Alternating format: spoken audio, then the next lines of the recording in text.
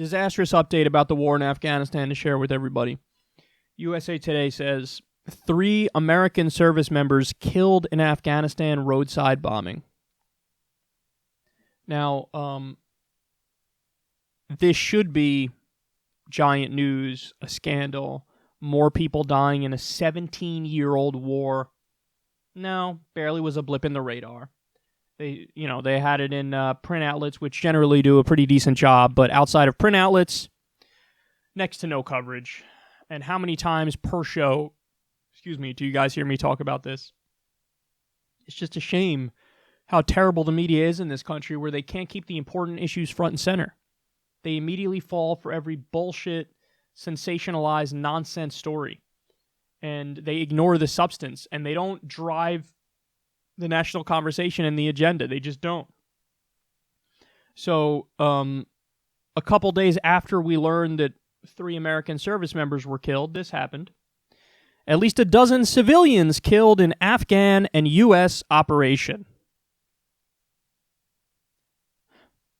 So the carnage is continuing. There's an uptick in the carnage.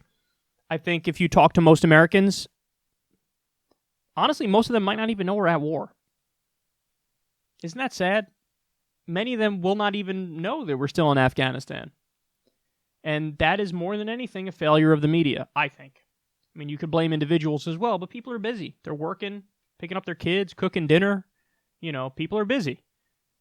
It should be the media telling people what's actually happening.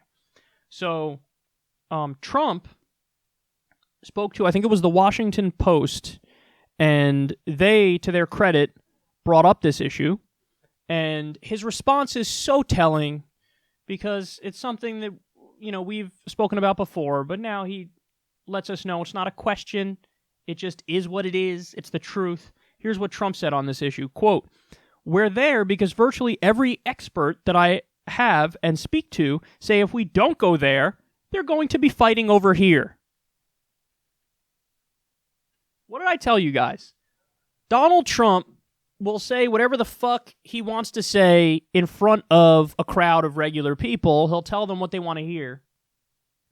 But then when he's actually in the White House doing his job, who's he surrounded by? The establishment. Who's he surrounded by? Elitists. On the economy, he's got Goldman Sachs people all around him. On foreign policy, he's got people like Mike Pompeo and war criminal John Bolton, who wants to bomb everything everywhere. So, since he's surrounded by those people, they're always going to be the last people whispering sweet nothings into his ear, so he's always going to do what they want him to do. All you got to do is send in one dude in a uniform from the military, and Trump will go, "Tremendous, unbelievable, good guy. We're going to do exactly what he says because I can't think for myself." You go back and you read Trump's Twitter feed on the issue of Afghanistan before he was president. There's not a single tweet where he indicates that he still wants to be there. Every single one is, "We got to get out. This is stupid. Why are we there? This is stupid. We don't even, our airports are falling apart. Our infrastructure's falling apart. We can't rebuild our own country, but we're fucking rebuilding Kandahar. This is stupid. This is stupid. This is stupid." I totally agreed with that Trump. Now this Trump is the establishment's bitch boy, the neocons' bitch boy, and just totally doing their bidding. Literally says the old debunked George W. Bush talk. If we don't, we got to fight them over there, or else they're going to come over here. Got to fight them over there, or else they'll be fighting over here. Who will? Who? You do know that there are more jihadists in the world today than there were when we started the war on terror, right? So the whole idea was we're going to fight this war on terror because we got to defeat jihadism and terrorism, and so we have to fight a war against it. Well, you objectively, you failed. That's not a question. It's just the truth. It's what the numbers show. To win, what would be the definition of winning? At the very least, limiting the number of jihadists. At the very least. Usually eliminating would be the real idea of winning. But no, now there's more. And in fact, how do I know that? Well, according to the New York Times, and this just came out recently, Al-Qaeda is now resurgent in Afghanistan. So we're still there and they're resurgent. By the way, the Taliban controls 40% of Afghanistan. And as of 2013, only 17% of the American people still wanted to be there. That's 5 years ago. And only 17% of the American people wanted to be there. In 2013, Afghanistan war was more unpopular than Vietnam. And what do you think it is now? Nobody even asks a question anymore. No polling agency even asks a question anymore. Because again, most people probably don't even know we're there anymore. But Donald Trump, Mr. I'm going to get us out of there. Sent more troops there. Because he's a fucking fraud. That's what he is. He's a fraud.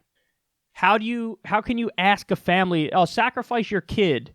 And by the way, I can't even define victory for you. What is victory? What is victory in Afghanistan? What is it? Well, I mean, we originally went there because we got to get Osama bin Laden. Bitch, mission accomplished. Come home. In Iraq, what was the definition of victory in Iraq? We got to get Saddam. He's been dead for an extremely long time. Saddam is dead. Osama bin Laden's dead. What the fuck? They keep moving the goalposts. Because it's almost like that wasn't the only reason they really wanted to be there. It's almost like there's more to it. It's almost like oil does play a role. It's almost like minerals in Afghanistan plays a role. $1 trillion worth of mineral wealth. It's almost like the military-industrial complex is a real thing, and it's not pie-in-the-sky conspiracy theory to talk about it. And a Republican president, Eisenhower, was the one who warned us about it. So, strange, but no matter how much presidents talk about getting us out of these wars, they always seem to keep it going. I think it's time to actually get us out. Because what we're doing here is inexcusable. You got civilians dying over there, our service members dying. It's a lose-lose-lose, and nobody's talking about it. Nobody's even bothering to define victory, and that's shameful.